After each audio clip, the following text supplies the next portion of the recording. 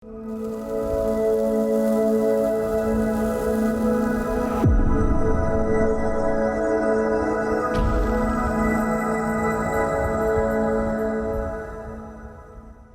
بالله من الشيطان الرجيم بسم الله الرحمن الرحيم الحمد لله رب العالمين والصلاة والسلام على رسولنا محمد وعلى آله وأصحابه أجمعين السلام عليكم ورحمة الله وبركاته. Құрметті мұсылман бауырларым, ниеттеріңіз қабыл болсын. Яғни біз оқып жатқан тақырыбымыз ниет және ықылас жайында тұрған. Ең соңғы хадиске келдік. Бұл ұзақ хадис екен. Осыны бүгін иншалла түсіндіруге тырысамыз, оқуға тырысамыз иншалла. 12-ші хадис. Яғни бұл хадис мәшһүр хадис. Жалпы бар ғой, бауырларым. Мынау хадис деген нәрсені әлде де болса түсінкіремей жүрген жамағаттар көп менің ойымша. Яғни бұл хадис деген нәрсе жай бір Абайдың, жұмаларда айтамын ғой, мәшһүр Жүсіп Көбейұлының немесе Пушкиннің сөзі емес бұл ше. Бұның ерекшелігі не? Бұл қасиетті Құраннан кейінгі екінші деңгейде тұратын сөз ғой бұл, түсінесіз ба?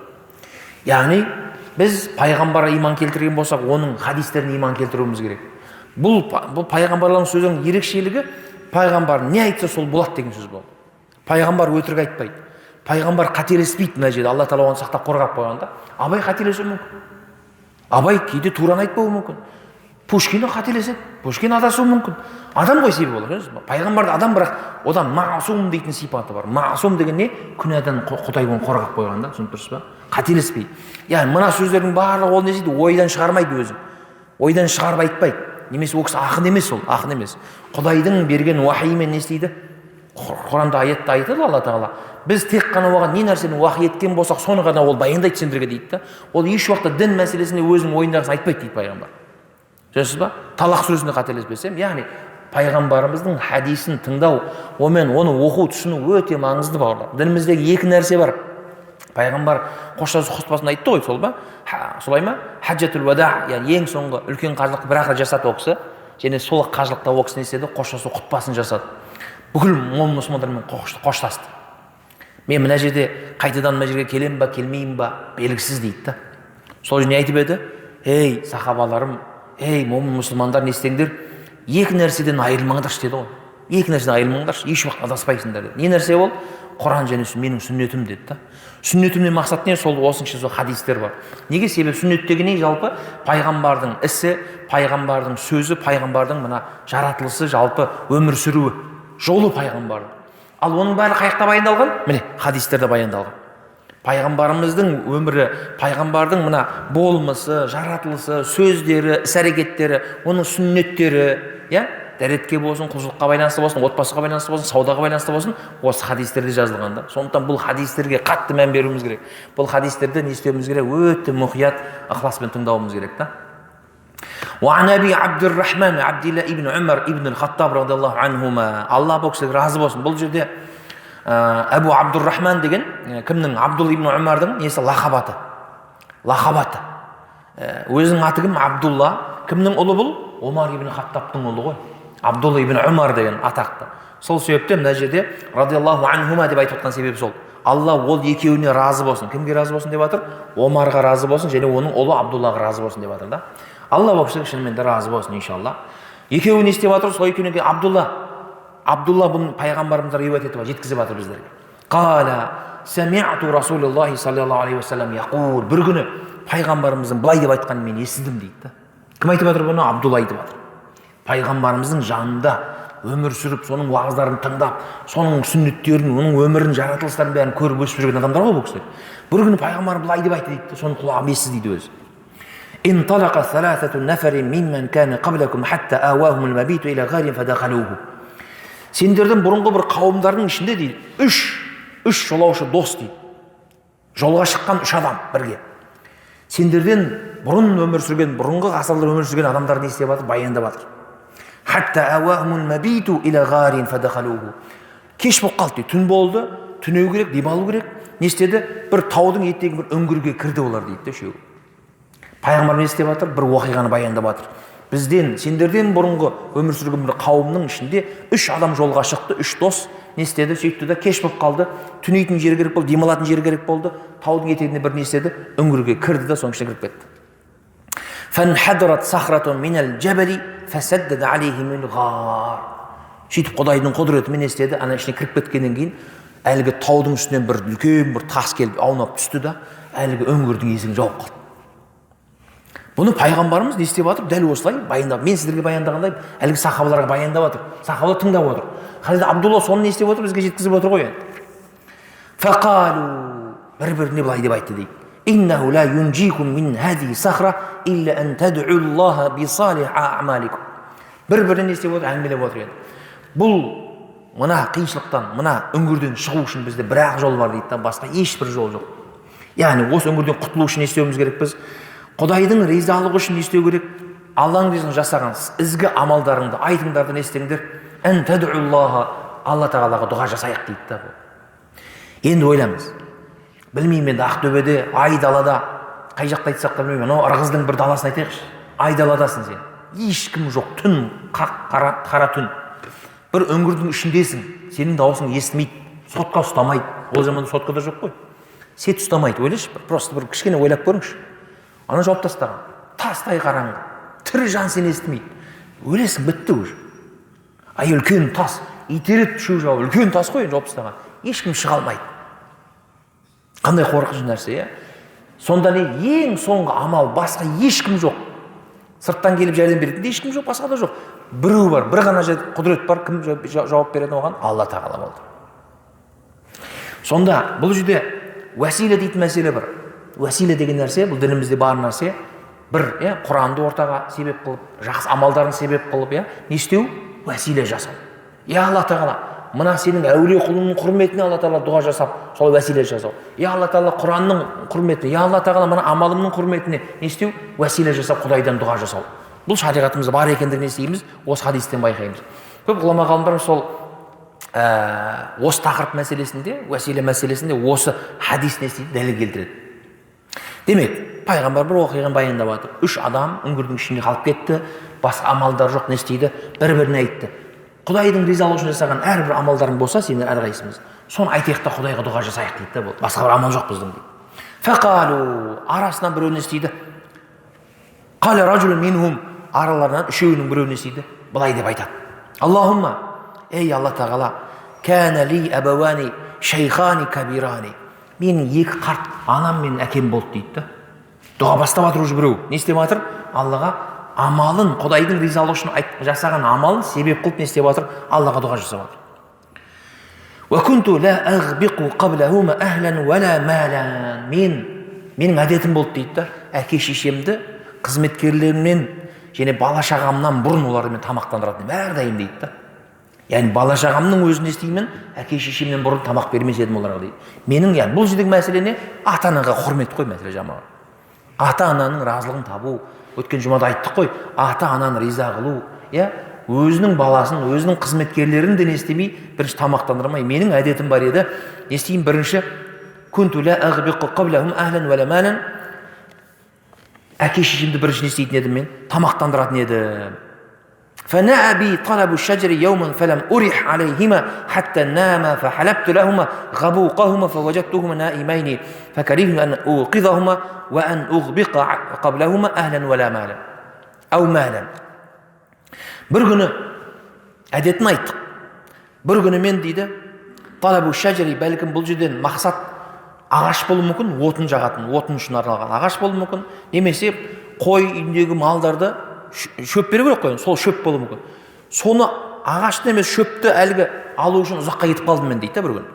Не істеп кеттім? Малды бағып кеттім, немесе сол ағашты барып шауып әкелу үшін не істеп кеттім? Ұзаққа кетіп қалдым дейді бір күн. Сөйтіп келсем дейді, әлгі келдім да не істедім? Сүтті саудым, сиырды сауған шығар, түйесін сауған шығар, әлгі қойды сауған шығар, сүтін сауып алдым да, сөйтіп келсем, фаважаттухума наимайни, менің әке шешем істеп қалған екен, ұйықтап қалған екен.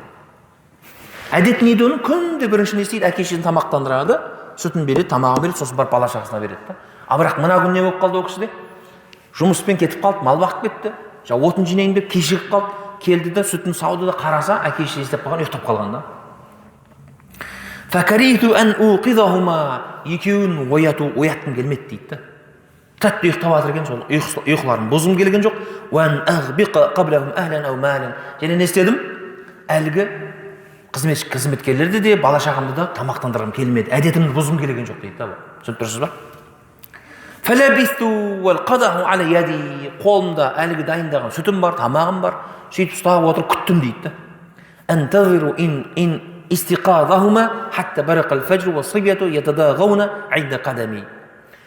Әбден ұйықтап қалыппын, таңертең тұрсам, әлгі таң атып кеткен, қасымдағы менің қолымда жаңағы нем бар, тамақтарым қолымда тұр, әлгі бала шаға не істеп отыр? Тамақ сұрап жатыр дейді. Не істеп отыр? Бала шаға тамақ сұрап отыр. Әрине бұл жерде бауырлар, сен бала шағыңды аш қалдырып отыр деп қазір айта алмаймыз бұған ше, әртүрлі мағына беруге болады да. Бұл жерде кейбір ғалымдар не істеген? Тағы да бала болған соң тамақ сұрай береді ғой. Бір той болады да, сәлден тағы тамақ сұрай береді да. Түсінесіз ба? Солай жорамалдауымызға болады да.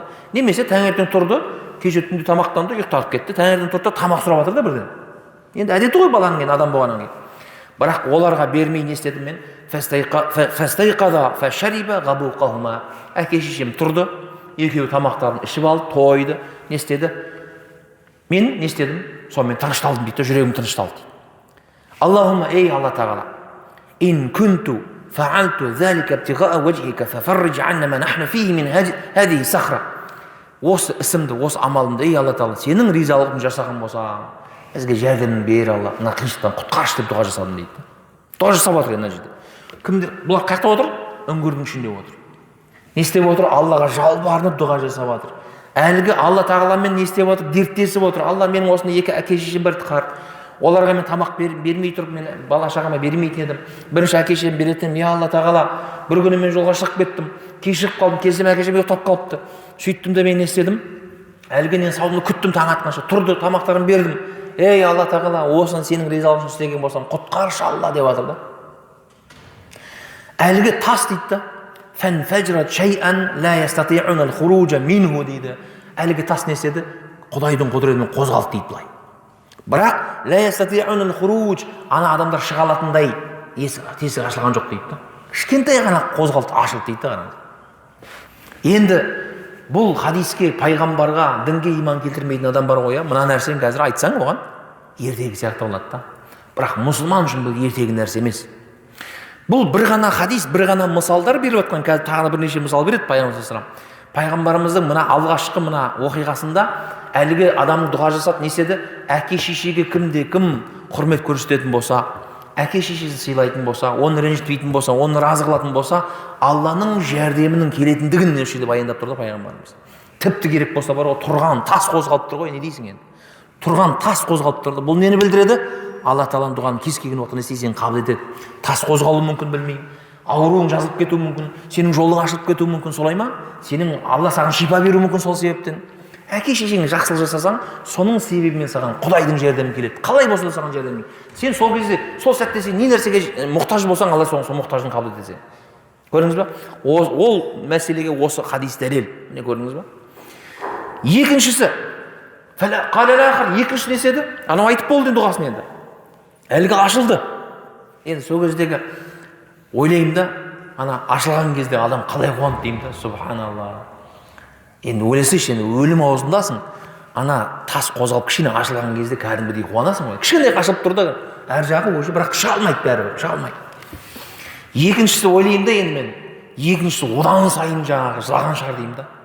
Одан сайын Құдайға беріліп дұға қылған шығар деймін да ана жерде. Негізінде көбінесе бар ғой, адам баласы пендеміз ғой негізі. Басымызға қиыншылық келмесе ше, көбінесе біз Құдайды ұмытып кетеміз. Қиыншылық келмесе, бәрі нормально болса ше, дұға жасаймыз, бірақ тез жасап тастаймыз. Кейде намазды асығыс, үсігіс оқып тастауымыз мүмкін да. Бұл қате нәрсе. Міндетті түрде бар ғой, Аллаға дұға жасау үшін, берілу үшін ше, осылай көз жасын төгу үшін, міндетті түрде басымызға проблема келу шарт емес бауырлар. Вот именно мінекей сол кезде не істейді? Пайғамбарымның хадисі бар ғой. Басына қиыншылық келмей тұрған кезде, яғни рахат, бәрі тоқ, қарны тоқ, киім бүтін, бәрі жақсы кезде Алла Тағала дұға жасайтын болса, Алла оған разы болады дейді пайғамбарымыз. Нағыз бәрі жақсы болып тұрған кезде дейді. Құдайдың жәрдемі сол кезде келеді дейді. Түсінесіз ба? Ал тек қана қиналған кезде дұға жасайтын болсаң, оның шаруасы қиын да, өте қиын. Әрине мен оны үзілді-кесілді дұғасы қабылмайды айта алмаймын олай, бірақ анаған қарағанда өте қиын да оның жағдайы. Неге? Себебі ол не істеді? Анау жақсы болып тұрған уақытта Құдайды ұмытты да ол. Алла несіне алған жоқ. Тек қана басына кредиті келді. банкрот болып қалды, саудасы кетті, үйірденіп кетті, баласы өлді, авария болып қалды. Сол кезде Құдай ойбай көмектес деді да ол. Оған үшін не істеді ол? Алланы зікір еткен жоқ. Құран-ы Кәрімде аят баяндалады да, ақыретте ертең кейбір адамдар бар ғой, Құдайға жалбарынып жылайды екен де, ей Алла тағала, мен ана дүниеде көзім, мына екі көзім көретін еді ғой, мына дүниеде екі көзім соқыр қылдың, Алла, не үшін мен соқыр қылдың деп жылайды екен. Сонда Алладан дауыс келеді дейді, сен ана дүниеде менің аяттарымды ұмыттың, менің әмірімді ұмыттың сен. Сол себептен сен мына дүниеде не істейсің? Соқыр күйінде тірілесің деп айтқан екен, айтады екен. Құранда осы аят баяндалған Құран-ы Кәрімде. Яғни Құдай сақтасын, ертең ақыретке барған кезде бәлкім мұсылмансың деймін да, біз иманды кеттік. Әлгі кеше хадисті оқыдық қой, өткенде. Ең соңғы жәннатқа кіретін мұсылманды оқыдық. Өткен хадисімізде, осы дәрісімізде оқыдық. Әлгі көк пен жердің көлеміндей үлкен жәннатқа кіреді деді ғой. Сонда әлгі мұсылман шок болған соншалықты не деп айтты? Қателесіп кетті ғой. Ей Алла, сен сонда не, сен мені мазақ қылып тұрсың ба деп жіберді осы кезде. Мазақ қылып тұрсың ба деп айтып жіберді ол. Әлгі қуаныштан да, көресіз ба? Яғни сондай жәннаттың Құдай тағала не істейді? Тіпті керек болса ең соңғы мұсылман, яғни тозақтан жазасын тартып ең соңғы жәннатқа кіретін мұсылманның өзі сондай жәннаттың ішіне кірейін деп отыр да, қараңыз. Енді сен келесің да күнәні жасайсың. Алла тағала қиналған кезде ғана сен Құдайды еске аласың болды. Енді қалай осыны кез келген ақыл сауалдан есе керек, осы жақсы ойлану керек қой, дұрыс па? Сен не істеуің керек? Басыңа тауқымет келген кезде емес, басыңда проблема жоқ кезде де сен Құдайды еске алуың керек. Құдай проблема келген кезде де сен Құдайды еске алуың керек та, қараңыз. Көрдіңіз ба? Осыны естуіміз керек, біз ұмытпауымыз керек. Екінші адам не істеді? Екінші дұға қылды. Аллахум иннаху канат ли ибнату аммин. Ей Алла тағала, менің әке жақтан бір туыс қарындасым бар еді дейді. Қыз әйел адам бар еді. Канат ахаббан наси иляйя, мен оны қатты ұнатып қалдым дейді, жақсы көретін едім дейді. Уафи риуаятин, басқа бір риуаятта күнту ухиббуха ка ашадди ма юхиббу риджалу ниса. Басқа бір неде мен оны қатты жақсы көретінмін дейді да. Ма юхиббу риджалу ниса, яғни басқа еркектерге қарағанда мен ерекше оны қатты жақсы көреді деген сөз ғой. Ерекше қатты, в общем, ғашық болып қалдым деген сөз ғой, ғашық болып қалдым. Қажыққан кезде. Ғашық болғам соншалықты қатты жақсы көріп қалдым дейді да соны. فأردتها على نفسها فامتنعت مني حتى ألمت بها سنة من السنين. Соны мен істедім, нәпсіме қаладым дейді да. Мен соған жақындасқым келді, жақсы көрдім, бірақ ол маған, в общем, жақындаған жоқ, бірақ бір күні соны бір арадан біраз жыл өтті, сондай бір ашаршылық заман келді дейді да. فامتنعت مني, яғни менен келіп несі жәрдем сұрады. Хатта әләммет биха сәнәту мин ас-синин, не істеді? Ашаршылық заман еді, тамақ жоқ, басқа жоқ. Сөйтті не істеді? Бір күні әлгі әйел келеді да, жаңағы туысы ғой өзің енді, алыс туысы. Жәрдем сұрайды ғой. Мен бала шағамды аш дейді үйде. Маған ақша бер, нан бер, тамақ бер деп келеді да. Фажаатни фаътайтуха 20 ва 100 динара. Мен оған не істедім? 120 динар бердім. 120 алтын беріп отыр ғой. Демек бұл жігіттің несі? Жағдайы бар адам да. Ала ан тухалли байни ва байна нафсиха фафалат. Бірақ мен оған бір шарт қойдым дейді да. Мен саған 120 лира беремін, қазір алтын беремін саған, бірақ не істейсің? Менің айтқанымды істейсің. Ошын менің қойныма кіресің деп отыр ғой. Сөйтіп шарт қояды да. Фафалат. Әлгі не істейді әйел? Мәжбүр, амал жоқ, мен ашын өліп жатыр ғой. Түсінесіз ба? Кейде бар ғой адам өзінің баласы үшін, ана сондай ғой, ана көрдіңіз ба? Ана өзінің баласын аштан қалдыру үшін, аман сақтап қалу үшін, өлімнен аман сақтап қалу үшін керек болса, өлімге де бару мүмкін ана, осындай зинаға да бару мүмкін да. Амалдың жоғынан барып жатыр да. Бірақ бізде амалдың жоғынан қалай байқаймыз оны? Хатта иза qadartu alayha wa fi riwayatin falamma qa'adtu bayna rijlayha дейді. Мен оған енді жақындап атқан кезімде дейді. Яғни уже мен оның жаңағы қойыныма ала бастаған немесе басқа риуаятта дәл оның үстіне мінейін деп отқан кезімде маған қалат былай деп айтты дейді да. Иттақилла, Құдайдан қорықпайсың ба деп айтты дейді. Уәла тафуддал хатама илля бихаққихи. Егер ісіңді істейтін болсаң, неге қимайсың ең болмаса? Бұл енді қарасаңызшы, сонда әлгі әйел адам бар ғой, Құдайдан қорқатын тақуа адам болып тұр да. Бірақ мәжбүрлікте не істеп отыр ол? Үйінде баласы аштан өлейін деп жатыр. Ашаршылық заман не істеп отыр? әлгі зинаға баруға мәжбүр болып отыр. Сонда да бірақ не істеп бара жатыр? Құдайдан қорықпайсыз ба? Құдайдан қорықсаңызшы деп айтты дейді да. Сонда фансарафту анха ва хи ахаббу наси илайя ва таракту захаба аллази а'тайтуха. Сонда әлгі сөзді естіген кезде мен қорқып кеттім дейді да. Мен оны қалап тұрсам да, зина жасағанды қалап тұрсам да не істедім мен? Әлгі мен райымнан қайттым дейді да. Алтынды да бердім, қайтарып алған жоқпын. Сөйттім да шығарып жібердім әйелді үйден қуып жібердім дейді да. Зина жас деген жоқ, не істеді? Берген 120 несін, динарын қайтып алған жоқ. Аллахумма, ей Алла тағала, жалбарынып отыр ғой, қара түнектің ішінде не істеп отыр? Дұға жасап отыр. Аллахумма ин кунту фаалту залика тиға вajhik фафруж анна ма нахну фихи. Ей Алла, сол кездегі сәтте әлгінен зинаны қалап тұрсам да, нәпсім соны қалап тұрса да жасаған жоқпын. Алла, сенен қорықтым деп тұр ғой енді. Сенен қорықтым, Алла. Сенің ризалығың үшін сол нәрсені істеген болсаң, сен жақсы білушісің ғой, Алла тағала. Мына сәттен құтқаршы біз деп дұға жасап жатыр да. Фанфажрати сахрату гайра аннахум ла ястати'уна ал-хуруж минха. Тас тағы да қозғалды дейді былай. Бірақ тағы да адамдар сиятындай дәрежеде емес дейді да. Тас тағы да қозғалды. Екінші адам дұға жасады, тас тағы да орнынан қозғалды. Бұл жерде де тағы не байқап тұрмыз бауырлар? Алланың ризалығы, Алладан қорыққан адамға, тақуа адамға Алланың жәрдемі келеді. Қандай проблемаң бар сенің?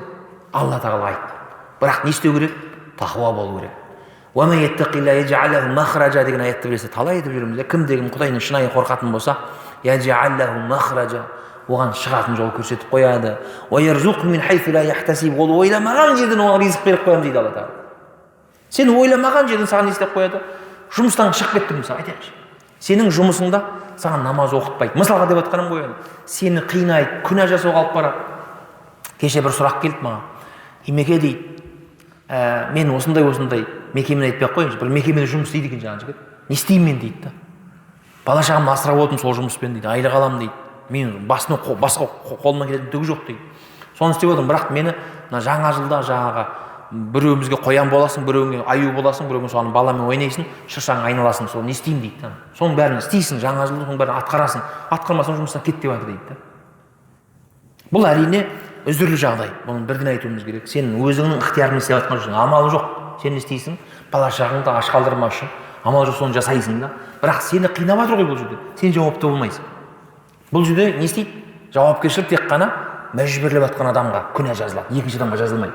Неге? Сен екінші адам өзінің ықтиярымен істеп жатқан жоқ. Түсініп тұрсыз ба? Өзінің қалауымен істеп тұрған жоқ себебі. Бірақ тақуалыққа жақыны не?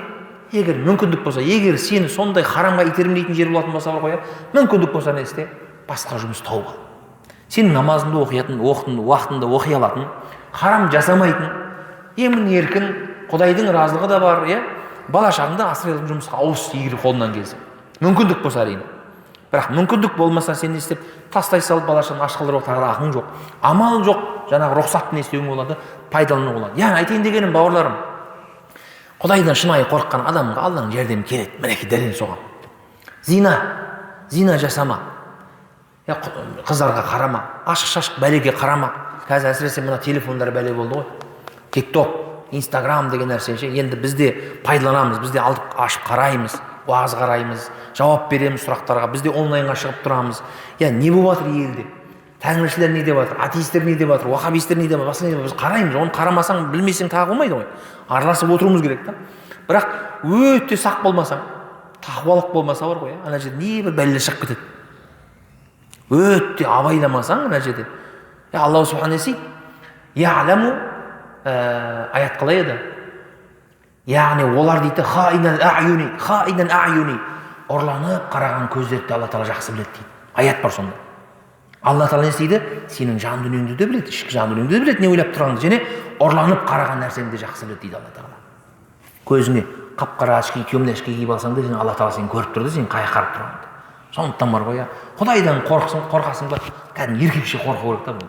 Жалғыз қалған кезде әсіресе әлгі телефон шұқылап отырған кезде сен не істеуің керек? Алла тағала көріп тұрған жоқ қой деп істей беретін болсаң, ол тақуалық емес ол. Немесе мешітке келген кезде Құдайдан көбірек қорқып, үйге барған кезде білгенін жасасаң, ол тақуалық емес. Мешітке келіп мен жамағаттың арасында білмеймін, қонаққа барған кезде баланың сондай балалардың бетін сүйіп мейірімді болып, басқа біреудің әйелдеріне жаңағы күліп қалың қалай жақсы ма деп үйге келіп әке бала шағаң сабап жатсаң, әйеліңе жаңағы дүркіреп басынан ұрып жатсаң, немесе жаман сөздерді сөйлеп жатсаң, былапыт сөздерді мысалға, я дөрекі болсаң үйде, ол тақуалық емес.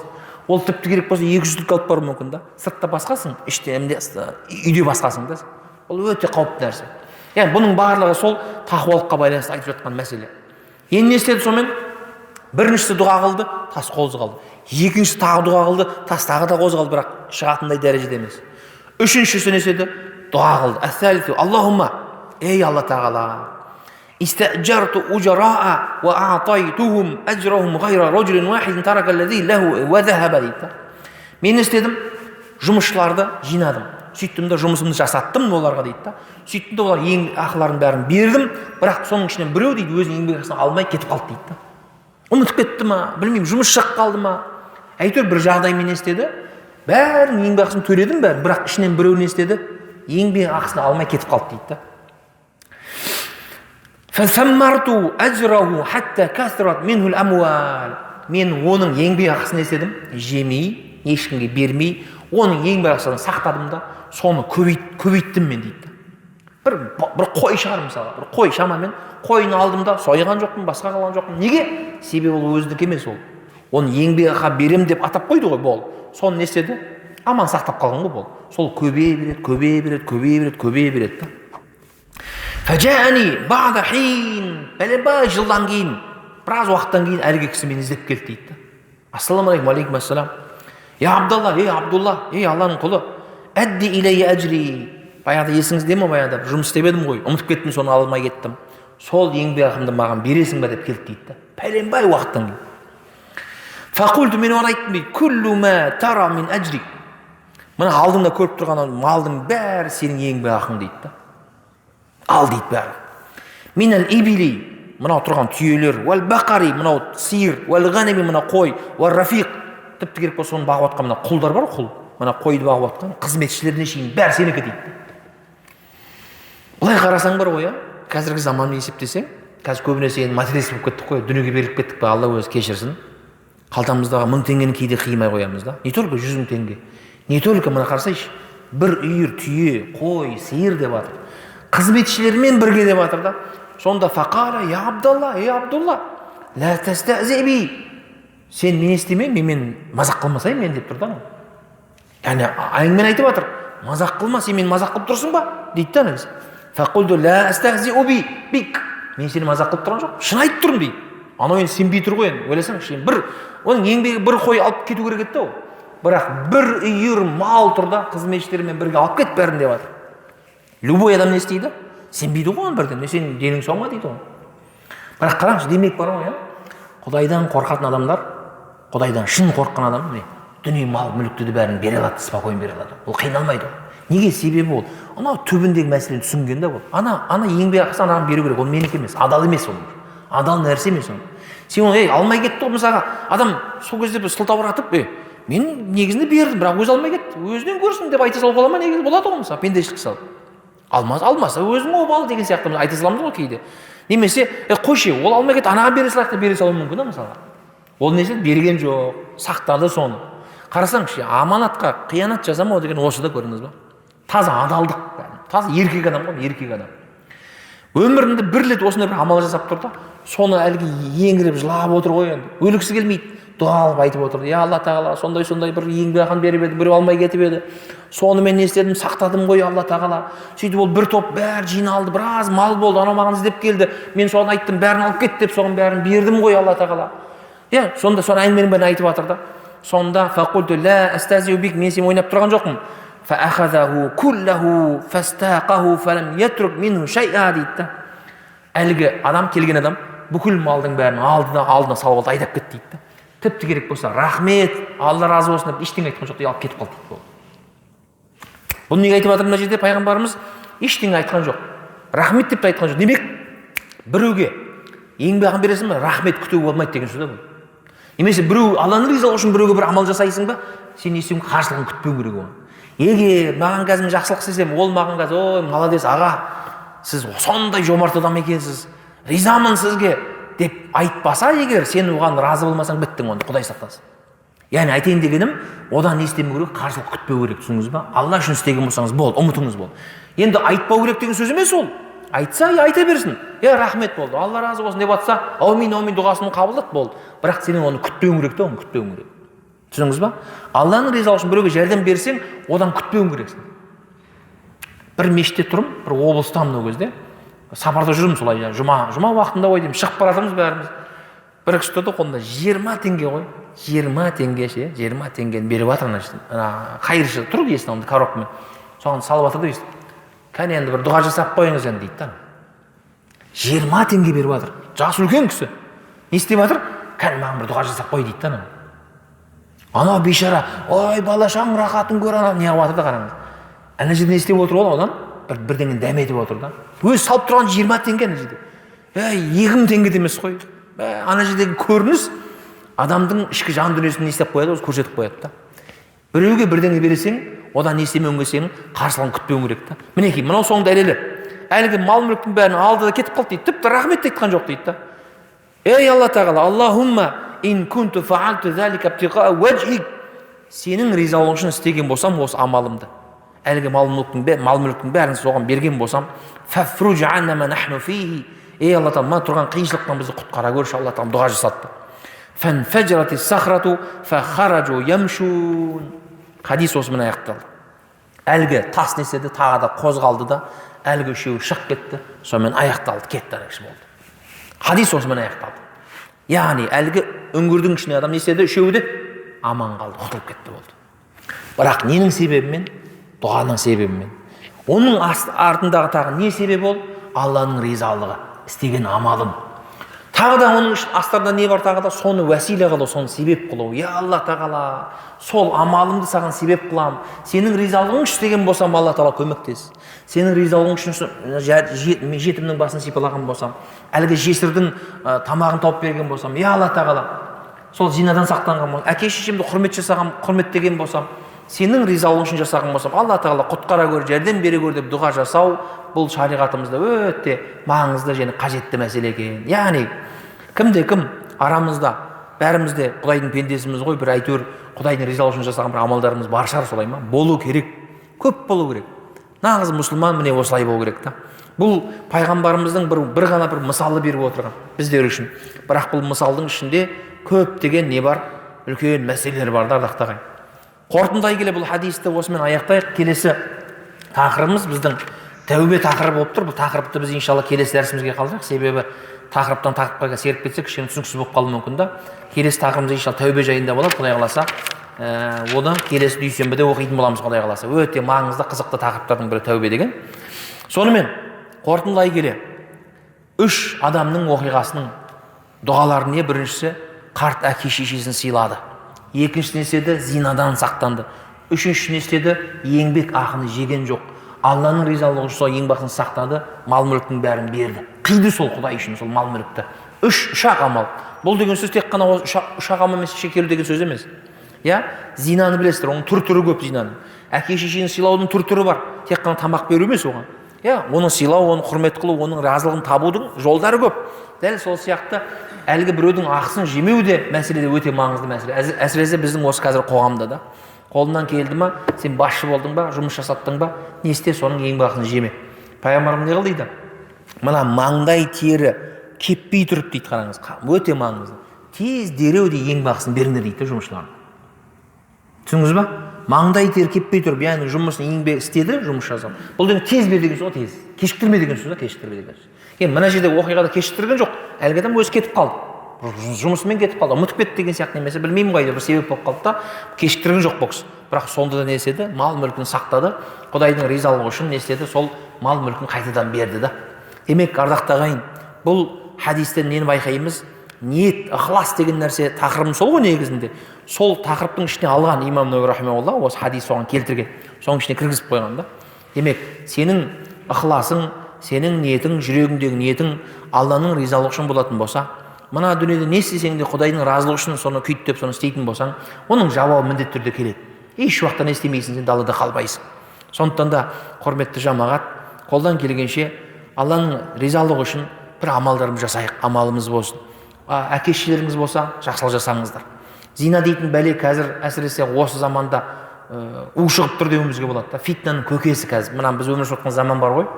Ашық шашықтың фитнаның көкесі болып жатқан заман қазір.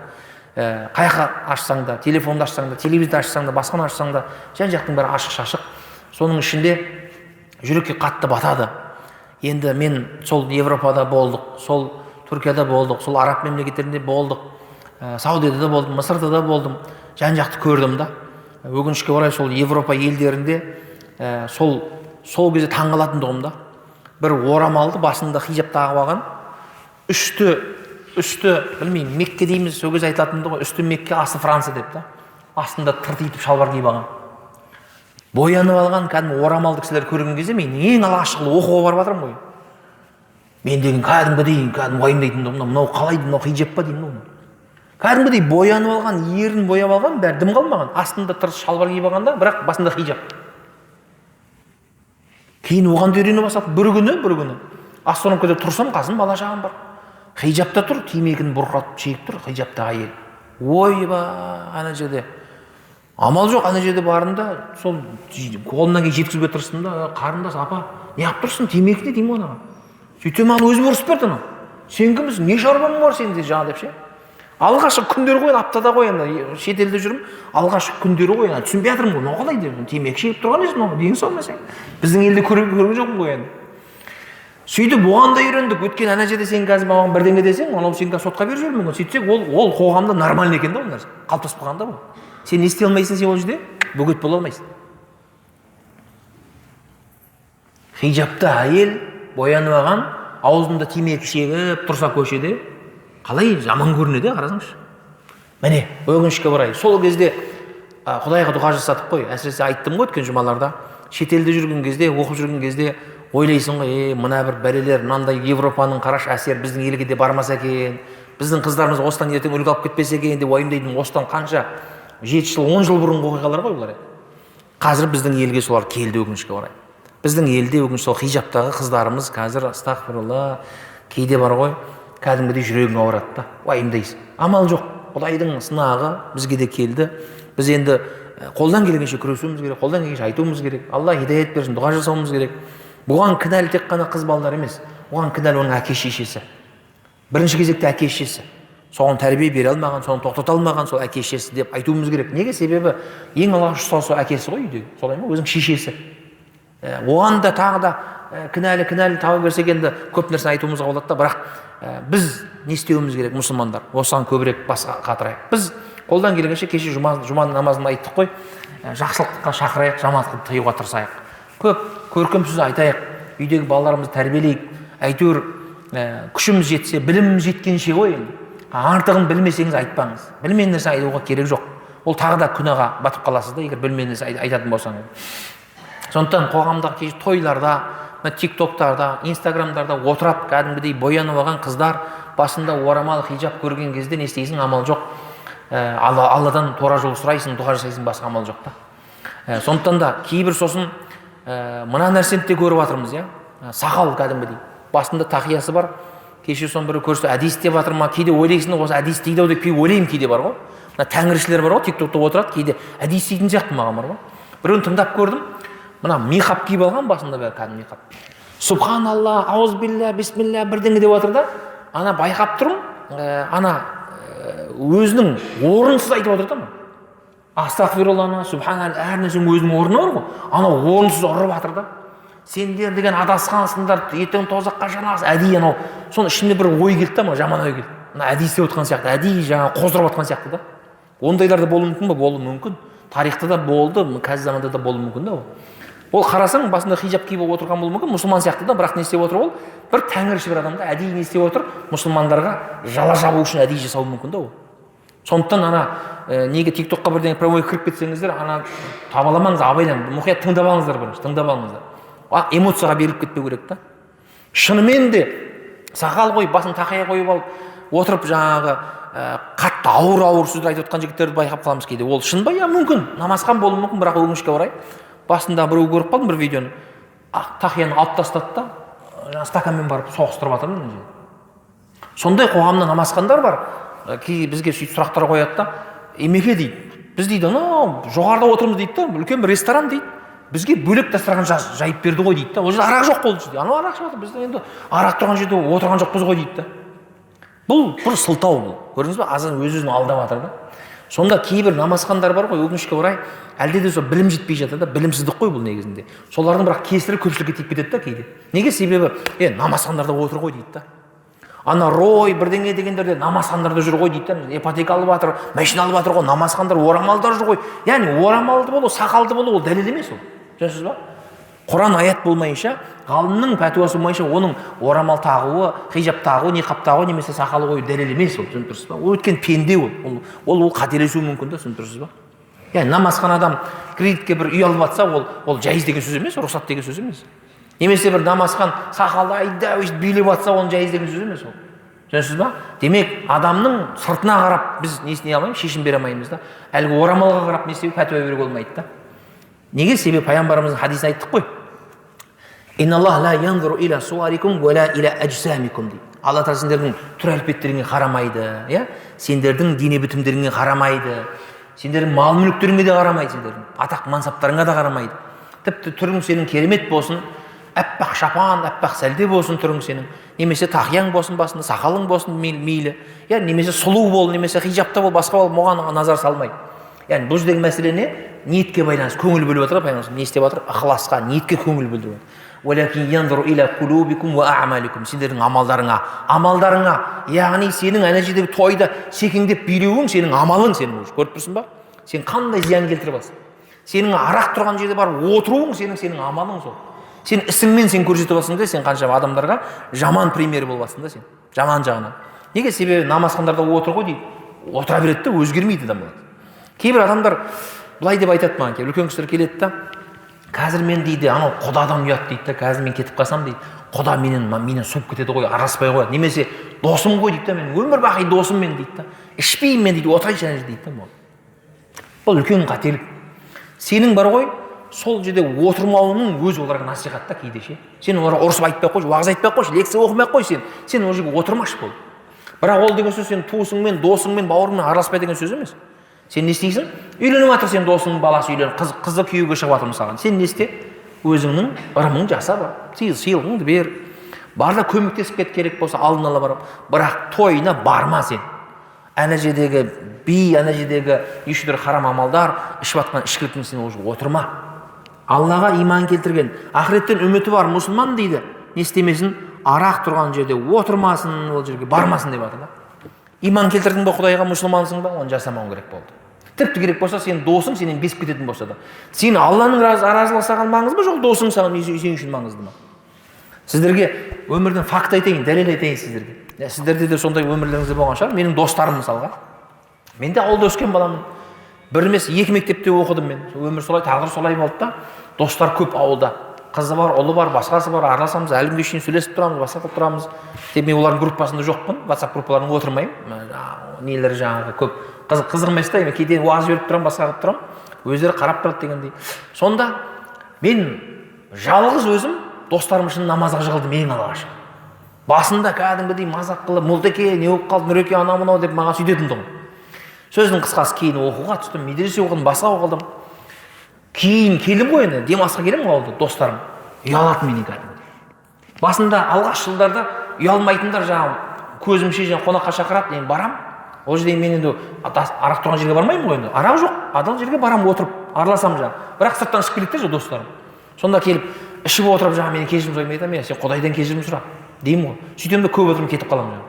Сөйтіп жылдан жылға бар ғой, менің көзімше ешбір досым арақ ішпейтін. Неге? Себебі қорқады да олар. Кішкене намаз оқиды адам ғой енді. Ол жылдары, 99 жылдар ғой, 99 жылдар ғой. Сол кезде намаз оқитын адамды көрсе адамдар бар, кәдімгі әулие сияқты қарайтын еді. Естеріңізде ме? Бір үйге қонаққа барсаң бар ғой, кәдімгідей жүгіріп кетеді бәрі. Ойбай, намаз оқиды. Мен өзі имам емеспін, ұстаз да емеспін, бірақ намаз оқимын да. Ойбай, айналайын, намаз оқисың ба деп үлкен апалар жүгіріп, мынау бетін түртетін сүлгіні астына төсеп беретін еді ғой қазір. Қазір ғой кейде қарыр кетіп қалған да. Сонда жаңа достарым айтып отқаным ғой, өмірдің факт деп. Сол достарым көзімше ең құрғанда соған да шүкір дейсің де. Неге?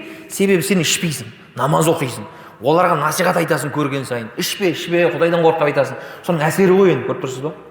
Бірден жинап тастайды болды. Мен баратын жерде арақ тұрмайды болды.